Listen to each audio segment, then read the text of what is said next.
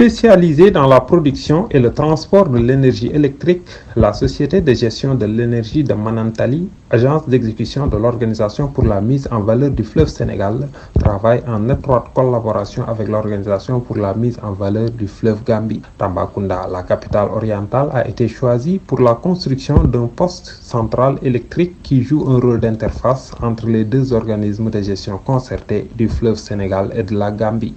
Tchernoba, le chargé du projet Manantali 2 à la Banque mondiale. On a fait le tour, on est à plus de 90% d'exécution. Sambou a parlé de juin, mais moi je dis mars ou plus tard, mars 2022, on veut voir ce poste énergisé à travers les centrales de l'OMVS. Vous l'avez compris, ce poste fait un peu l'interconnexion entre deux systèmes.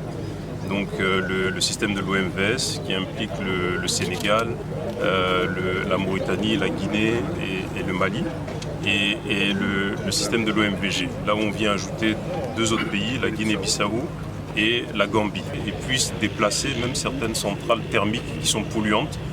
On parlait de la COP26, c'est vraiment la beauté de ce genre de projet, c'est de venir déplacer des centrales qui contribuent au changement climatique. On voit déjà, rien qu'en venant à Tamba, on voit le potentiel agricole, le potentiel en termes d'élevage qu'il y a dans cette région. Le coordonnateur du projet Manantali 2, Serigne Sambounian, en tournée dans la région de Tambacounda, revient sur la puissance des installations tout en rappelant les efforts consentis pour ce qui est des impacts environnementaux. Ces ouvrages, au-delà du transport d'énergie à haute tension, vont faciliter l'exploitation rurale.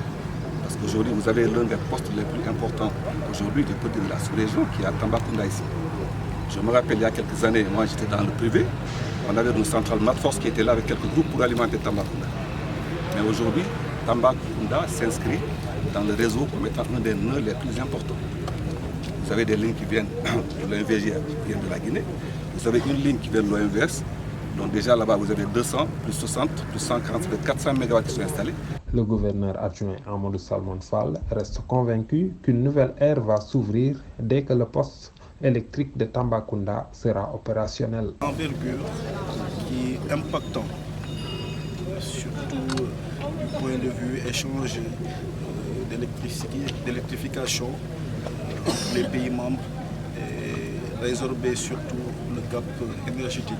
Il est à rappeler que les centrales électriques ou postes de Bakel, Ourossogui et Dagana verront leur dispositif renforcé pour réduire davantage les coupures d'électricité. Moussa Omar Gueye, Tambacounda, Radio Futur Média.